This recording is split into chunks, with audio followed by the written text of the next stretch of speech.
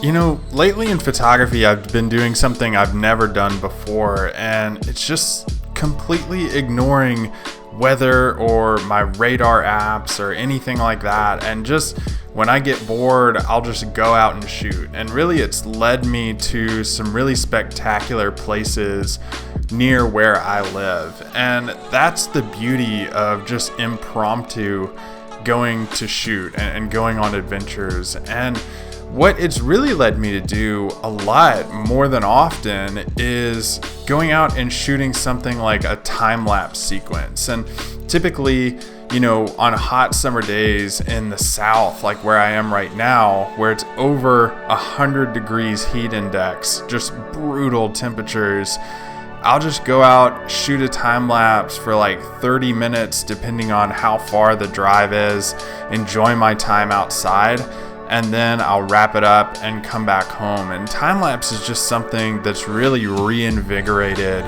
my photography and my enjoyment of summer months. So every year in landscape photography is really cyclical for me. You know, living where I live in this climate in Tennessee, you go through these different weather patterns, and spring and fall are absolutely unbelievable and there's great shooting conditions. However, summer and winter fluctuate greatly. Summer tends to get locked in these temperature patterns of really hot temperatures, really high humidity, and very little fluctuation in that. And it's been like that for almost 3 or 4 weeks now, of highs in the mid 90s. You have humidity that's over 75%, which is absolutely oppressive if you've ever been in humidity in the South. And also, like, it's just sunny. You don't get these great sunsets because cloud formations block the sunset because of building storms throughout the day that tend to fizzle out during the sunset. So you don't get that good light for any storm photography either. And it's this cyclical process. So you have to reach this point in your photography mindset, I guess, of not even caring what conditions are. And I use summer as a really good opportunity to do time-lapse photography. And that's kind of what I'm doing today. You know, not caring about the weather or not listening to the weather. Typically, I would never go out and shoot in days like today. It is bright, it is sunny, it is hot, and you would think there's not much to photograph. But time-lapse, like, I don't think it really matters what the weather is predominantly, because what you're looking for is adding a moving element to your images. And that's kind of what I'm doing today. I want to walk you through kind of my mindset on simplistic, minimal time-lapse photography, so you're not spending thousands of dollars on sliders, on panning heads, on intervalometers. You know, you can probably do time-lapse with whatever gear that you have in your bag right now, which is what I'm doing. I'm going to take you through the process, but first I want to share with you, like, since time-lapse photography is in essence a finished product of a video file, you're looking for moving elements rather than pretty color or pretty scenes. Do those things add to the effect of a time lapse? Absolutely. But predominantly, the moving patterns of things within your time lapse are what give it that extra oomph, that extra power whenever you do export it and share it or post it or create a time lapse video, whatever you want to do. So time lapse is one thing that I've been getting really interested in and finding different moving patterns. And oftentimes the best time lapses are so simple in composition that you don't have to really search for something for too long.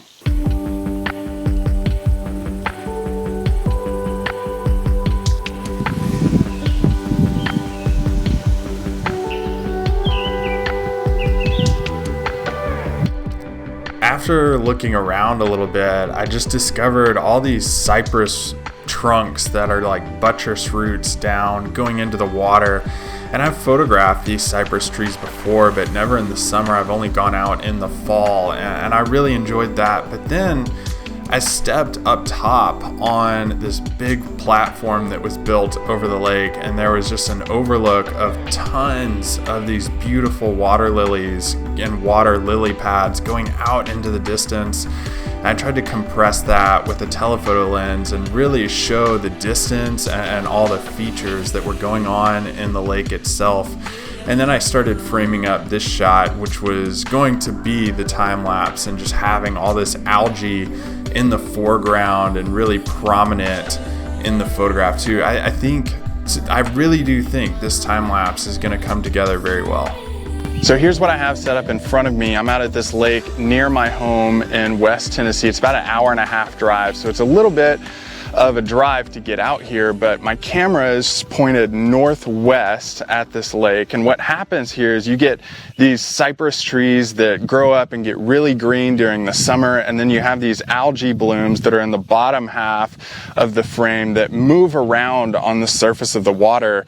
And you also have water lilies out here and some lily pads and some water birds that feed out on the bugs out on the lake too. But what I'm looking at is the combination of movement here. Not only in the summer do you get this effect of clouds and cumulus puffy clouds in the northwest start to form on the horizon and billow up as that heat builds and fuels those, and they start to move this way, but you also get all of the algae moving around on the surface of the water that adds another pairing effect of that movement in the composition too. So I'm pairing movements together. Now, one of the things that you need to have for a very simple, minimalist time-lapse setup is a good tripod.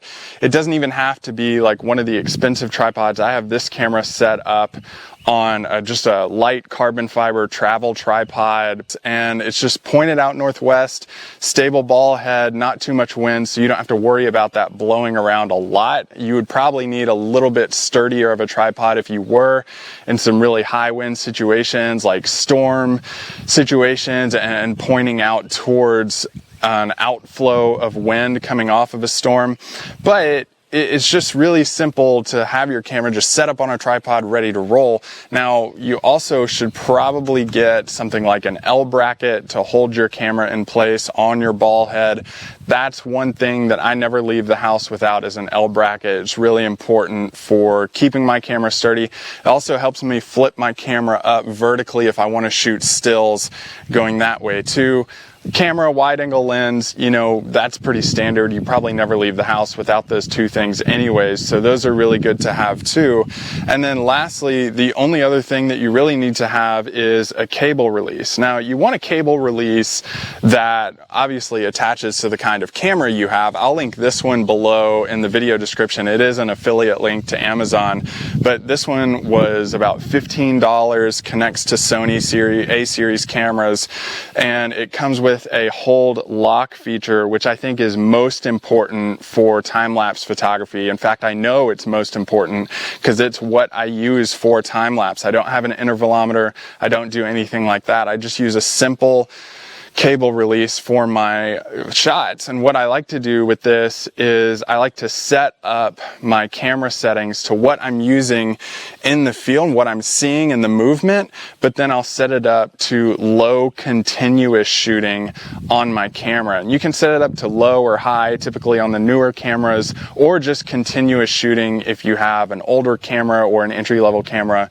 Those do that too. So all you do when you're ready to shoot is just press the hold and lock it in place by pushing it up, and that'll make your camera go. And the lock says to your camera, hey, I'm pressing the shutter down continuously, so keep taking photos as you go through this. Now, one of the other things that I am using, and I'll take it off to show you guys, is a ND filter paired with a polarizer. Since we have a lot of greens and blues, since it's the middle of the day and we have a bright blue sky, what I'm doing with this is just using it to lengthen my exposure since it is so bright.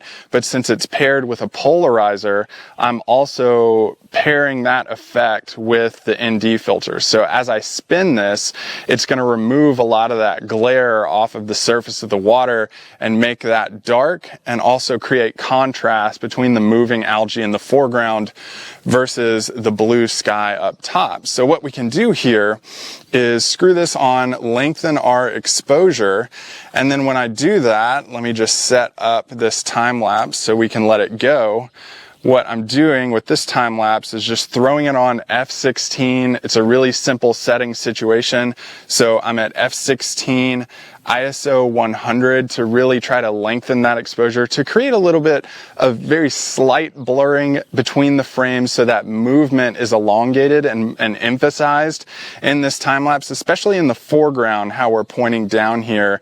We're going to be using that time lapse effect for that. So as we point it down, we want that moving effect in the water. So having an elongated exposure lets us do that. And then I'm using a shutter speed of 1/4 of a second. You know, it's not that slow. It may be something that you would use for like a faster waterfall shot. But for an effect like this and a time lapse like this, what you're doing is just taking a lot of quick exposures, because there is a lot of quick movement in the algae. But what you're also doing is having a faster shooting sequence. So I know for like a 15-second time lapse, what I'm wanting here is the ability to shoot like 300, 350 frames, about in that range. If you wanted to go up to like 20 seconds, you know, maybe you want to shoot more towards 400 frames and then use those to create a time lapse. So it's not difficult to set up. It's very similar to what you would do for a still shot. All you're doing is connecting that cable release and setting that lock in place when you do start to shoot, so that you can fire away your frames like I'm doing right now. You can hear my camera rolling as I lock that in place. So it's taking a frame about every 1.5 to 2 seconds. So it's firing those off pretty quickly, but again, that's gonna allow me to get out of here pretty quick. You know, it's hot. I don't wanna stand out here all day in the sun, and just creates a really good time lapse. Here's the finished product of what we have.